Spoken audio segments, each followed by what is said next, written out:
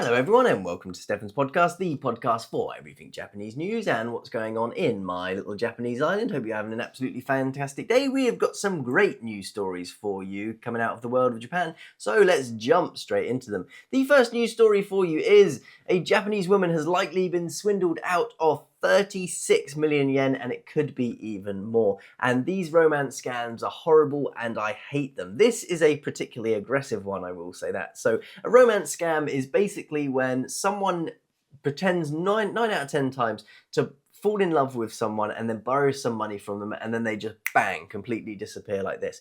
Now, most of these cases, they are normally done on social media, and 9 out of 10 times the person doesn't even meet the person. They just do it over Tinder. They say, oh, I really want to come and see you, but I don't have the money. Can I borrow like $100 for the train ticket or the bus ticket? And then bang, they disappear. But this one is really, really aggressive scam. So according to this news story, a Japanese man pretended to be absolutely loaded. I mean, rich to the point of rich doesn't even reach it. He was driving nice cars, going to nice restaurants, you name it like that. He said his salary was unbelievably high. His girlfriend, the victim, met his secretary apparently, who the police believe was also a scammer and pretending to be it. He then says, hey, look, I need to pay off this contractor. I don't have the money right now. Can I borrow 36.5 million yen, which is about $242,000, a huge amount of money. That is crazy. I'm amazed that this woman even had that much to lend, but she lent it and then bang, he has completely disappeared, and this woman has gone to the police, and the police say that this man has done it to a couple of people, and they are currently looking into this, and they have arrested this same person on a separate forgery charge. So this man is not particularly good, but you have to be careful out there. Be careful who you're borrowing money to. I mean, this is so tough. You know, you fall in love with someone, you think you're going to get engaged to them, and then this happens. How can you tell sometimes? Like, even with this, most of the scams I see, I'm like, you've been too naive on this one. But this one, where, you know, you've gone and met the secretary, you've gone to this place, you're maybe engaged to get married. It doesn't say how long here that they've known each other. Since December. So they've known him for 9-10 months, and this happens. Crazy. You know what they say? Never borrow money, never lend money to everyone, and that is good advice that I stand true today. I absolutely hate giving out any money for anything, and 9 out of 10 times I just go, you know what? Let me just pay for this. You know, if we're at the bar and someone says, oh, I'll catch the next round, I'm like, no, this is it, this is gone. Or you go out to dinner with someone, they're like, oh, shall I pay? And I'm just like, no, I've paid to this, it's done. We don't need to worry about this anymore. Forget about it, because I'm not chasing after you. We don't need to carry this thing on. And then if that happens too many times and I pay, then I just go, you know what? I'm not going out to dinner with you again, because it's hard work. Ridiculous. But the romance scams are horrible. The low lifes out there who do these things is ridiculous. And the next news story for you is about smartphones. If you're like me, you love your smartphone, but the price of smartphone puts you off. And to be honest, they haven't really made any good changes. Then this story is for you. Smartphone sales hit record high in used smartphones, so not in brand new ones. People are buying new secondhand smartphones on a record level. They're saying that it's projected that there's going to be a 15.5% increase of people buying secondhand smartphones compared to last year. And, you know, they're listing the reasons here why people aren't buying them. One of them is the cost of smartphones. They've got so high, the brand new ones, that people just don't want to pay it. And also, if you're like me, what smartphone changes have there been? I have yet to see a smartphone that does something fantastic that my one can't do. The only thing you're paying now pretty much is just for a novelty, right? You have some of the smartphones that like fold out, and those I'm worried that you're going to get sand and dirt in, and they're going to break after a while. You also have that horrible crease in, and at the moment, I think most people like me was like, okay, well, what does this smartphone do that's better than my one? And if I can't see an actual reason to do it, then I don't see it. You know, for me, I like photography and I like videoing. So where smartphones were improving year on year is the camera. And now I don't really feel the camera has improved so much. To be honest, the thing that I would love to see from a smartphone is for them to come out and say, this phone is absolutely indestructible. It's going to cost you $1,000, but that $1,000, we were going to make this last for 10 years. And I would be like, you know what? I'm going to buy that. Because if you can make a smartphone last for 10 years, they give you, I don't know, unlimited battery changes and whatever, then I would buy it. Do you know what I'd actually buy if I was going to buy a new smartphone? I want a smartphone. I talked about this in last podcast. 10 years ago, Google were going to make a smartphone that was like Lego, so that you could interchange the parts really easily. So you'd have the camera section, you can just pull that out. The microphone section, you can just pull that out. The, I don't know, GPU, everything was meant to be interchangeable really, really easily, and everyone could do it. But then they stopped that idea. Why? Because Google got higher into the smartphone market, and there wasn't much of a business for them. They realized that they can make more money just selling individual phones. That is incredibly frustrating.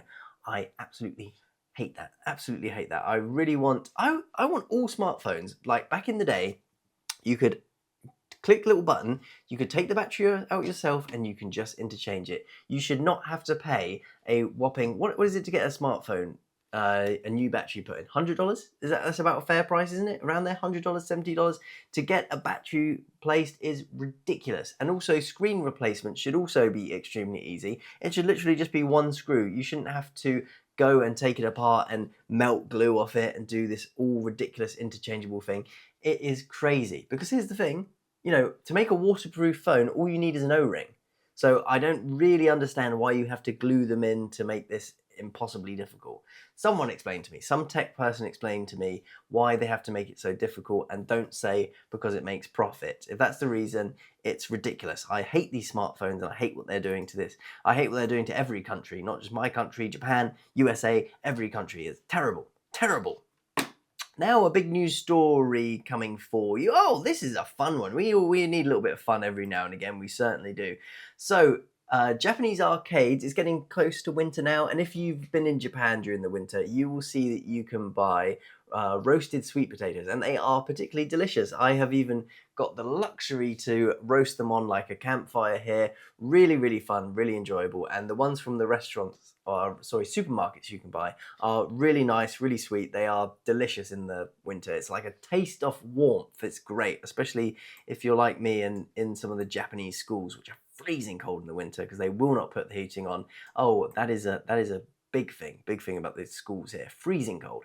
But these are warm, these are delicious, and you can now go to arcades in Japan and you can try and get a claw machine to win a potato, and then you can cook it inside the store in like a little microwave oven, which is really fun.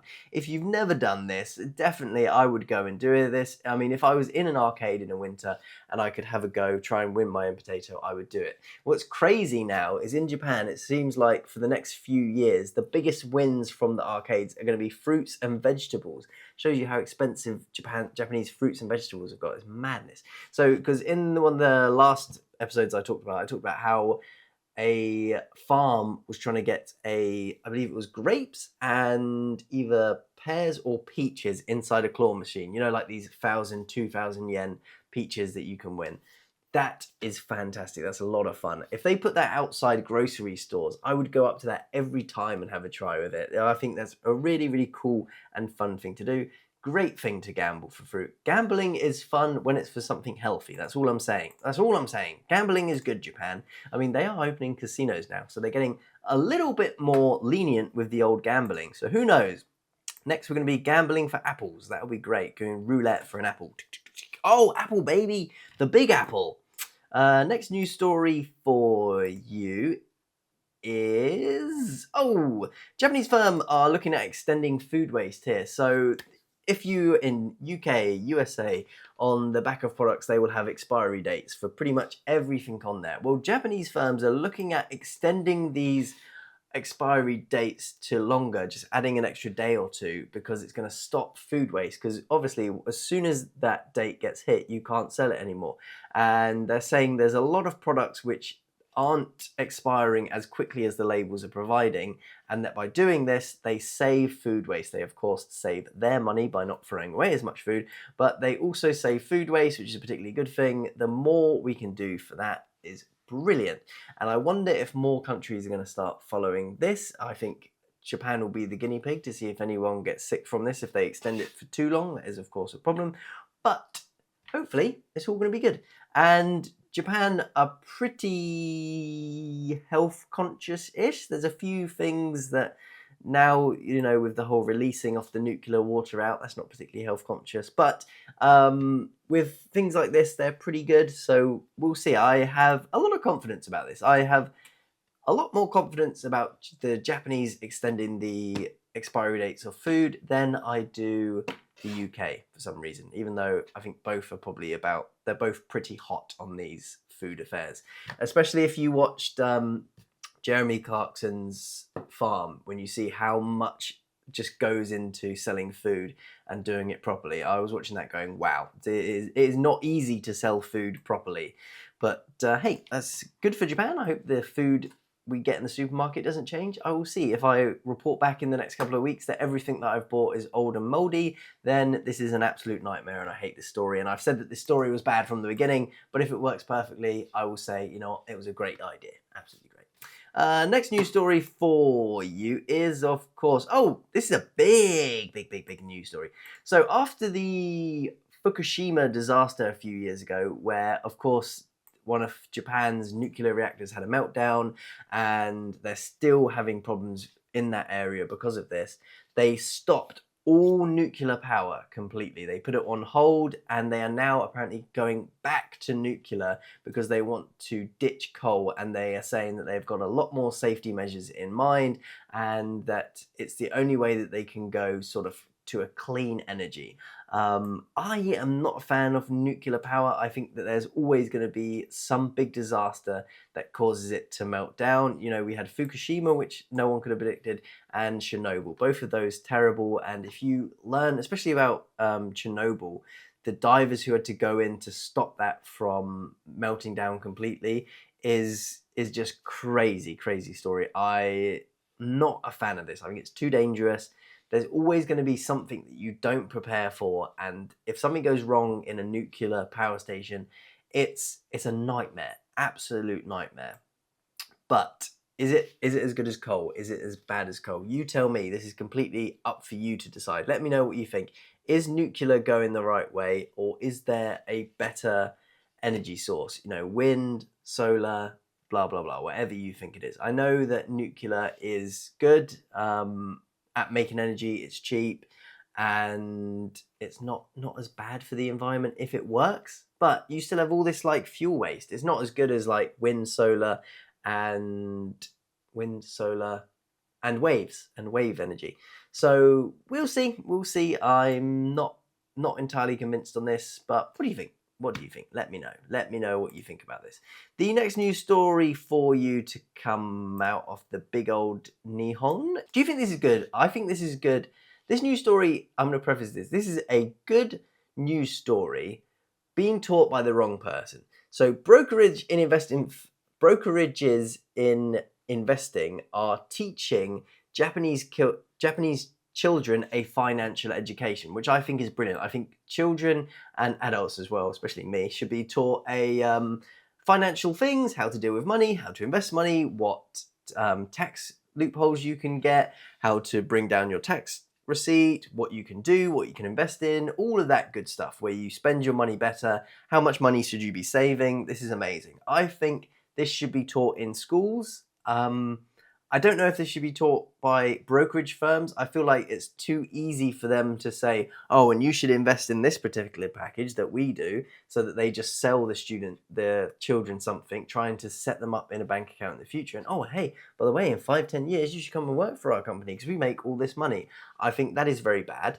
But for some reason, the government teaching you how to spend your money, I also don't like that. So I don't know who should be the perfect person to teach this. Should it be a company or should it be the government? Both seem very bad and I don't like that. I don't know. A third party who's not involved in either of them. But I like that some people are teaching children how to spend their money, how to invest in money. That is very good, and I'm very glad it's not some shady YouTube TikToker who's telling you to hustle and do all stuff like that. So who knows? It's tough one with money. It's so many scams out there, as the lady found out before, that you never know. You never know what these people are trying to do with this. And the banking firms should not be trusted, nor should the big government. So Either way, we're screwed. There's no one who can teach. There's no one who can teach you financial responsibility without trying to take your money or get you to do something. So, who knows? That's Stefan's conspiracy theory. Both are bad, but both are good. So, I don't know. Take it with a pinch of salt. But they're teaching kids how to spend their money. That's good. That's good. Next news story for you is not a good news story, but I don't know. Maybe it can become a good one. So Japan is mulling a mandatory anti-harassment steps for job hunting students. Apparently this is becoming a bit of a thing, that there are creeps out there in Japan who go to these labor markets. They try and recruit students and they're being very creepy with them. They're getting their phone numbers. They're saying, hey, come to dinner with me. They go to dinner and then they say, oh, hey, come back to my house. And you can just see where this absolute spiral comes. The Japanese police are getting a lot of complaints about this, and so are the government about it. So they're looking at introducing some mandatory requirements for these students who are getting jobs to prevent this. And I think this would be fantastic. Japan does not do enough to protect things with anti-harassment, sexual harassment, things like that. The laws here are very difficult, I believe. I also have heard horror stories of just women being on buses and getting harassed, and then you get stories like this. There are a lot of Japanese people, and it's not just all Japanese people, there are a lot of people in general who are creeps here, and the crimes do not fit it, and they need to absolutely just start clamping down on this as hard as possible. And more people need to feel more comfortable to come forward. That's, I think, another thing, a big thing about Japan. There's a big stigma about coming forward and reporting this, and that's another one that I don't like. Not cool, Japan. So I hope they pass this law. And something just to be careful of, if you are coming to Japan, you become a student, you then start looking for jobs, just go with it and just go, you know what, why is this going to help me get a job, or is this guy just being a creep? My thing is, don't take it outside the office. That's all we need to do. You don't need to be going to dinners or anything to get a job. Just go in, interview, job, done. Work, done. And anything else that happens, if they're being creepy in the office, well, you just need to lock that down, report it, and hopefully move on. I hate the world. There's some real creeps out there. There certainly is. Next news story for you. Oh, is the sleep story. And this is, I believe, our final news story of the day.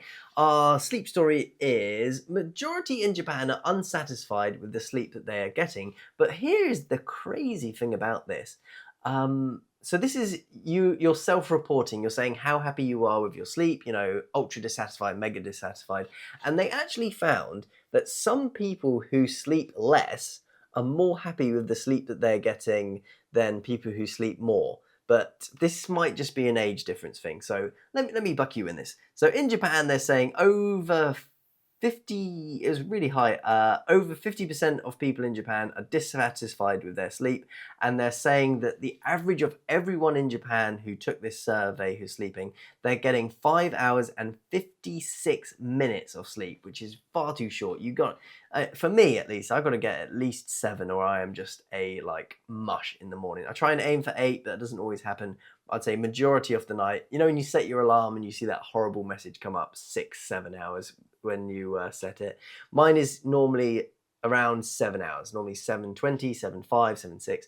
I'm very happy if it comes up with 8, and that very, very rarely happens. But they're saying here that most people get under that, and then people are not happy because the Japanese people work so hard. They then have to come home, they have lives, they have to clean, they have to cook, and then of course they've got families that you've got to deal with, and that just eats away your time, and then bang, you're going to bed at 12 o'clock, 1 o'clock, and then you got to get up at 5, 6 o'clock in the morning. Nightmare, absolute nightmare. But the weird thing about this was they compared people who are sleeping less. So they recorded, this was women in their 60s who had the highest satisfaction of sleep. And they said that 43% of them were happy with how much they slept. They slept 5 hours and 55 minutes. And women who responded in their 20s got 6 hours and 7 minutes, had the lowest satisfaction of their sleep, even though they're sleeping more. So why it doesn't make sense, right? You'd think you're sleeping less, but maybe it's just as you get older, you've gotten used to this, and they just can somehow push through. I don't know. What are they doing in the day? Maybe the people who are older can have a little nap in the day. The older ones, younger ones certainly can't. It doesn't make any sense, but that is Japan for you. It just doesn't make sense half the time. You read these stories and you go, well, why Japan? Why? But that is pretty much all of our news stories for today. Oh, I'll talk to you about this. I'll give you some little facts before I finish the podcast. This week I did a very short, very short clip on anime. The first ever anime and how it got made. And it turns out, so depending on who you ask, this is the problem when you come up with the first things. What was the first anime? There's a 1907 video of a boy drawing some kanji on the board. That's said to be the first kanji, the first like cartoon ever made that got turned digitally. And then there's many from 1917. The one that I showed in the short was the katana one. I've completely lost it now. 1917 anime. It was katana.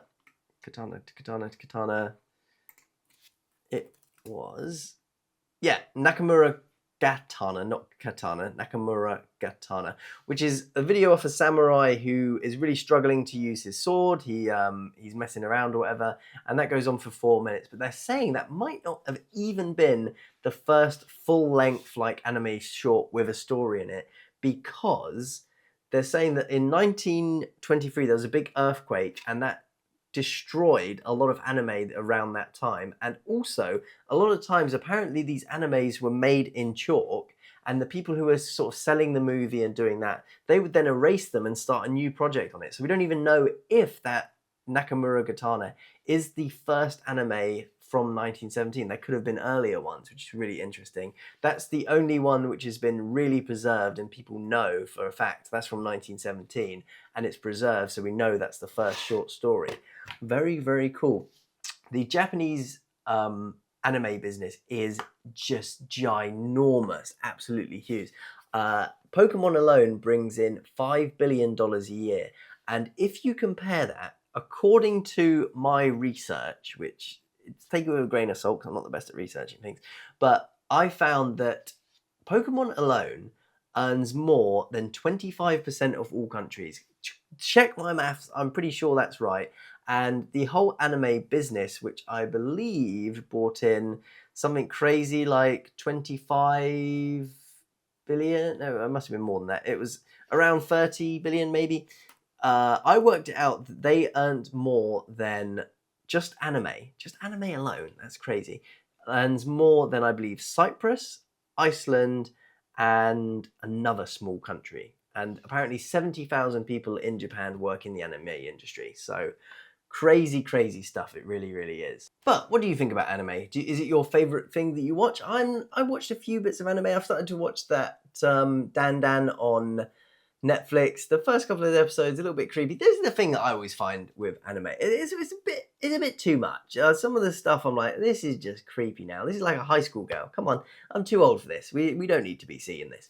But yeah, some of the comedy in it is very good. Some of the clips are very funny. Dan on Netflix, I recommend that. I watch very few animes, especially TV ones. The closest thing I like to anime is I have always liked shows like The Simpsons, Family Guy, South Park, American Dad, comedies I love. So if you know any Japanese ones that you think I might be funny, give that a watch. I've heard some people recommend to me the ghost stories from the I believe it was 90s or early 2000s where they did the dub, and the people who did the voice over it just had complete full reign and they went absolutely off hand with it. So I might give that a watch. And I've seen some clips on YouTube. That looks pretty funny. I'm dyslexic, so some of the dyslexic jokes in it I found very funny. I enjoyed that very much. So I'll give that a try, see if it's good. But what animes do you recommend? Please don't recommend to me things like Naruto and Dragon Ball. I want something like, I need a comedy, something good to watch, something like that. Is there anything out there? Let me know. That would be very good to hear. But that's the podcast for today. Have an absolutely fantastic rest of your week. I will see you again sometime next week with all your news from Japan. And thanks for watching. See you in the next one. Goodbye.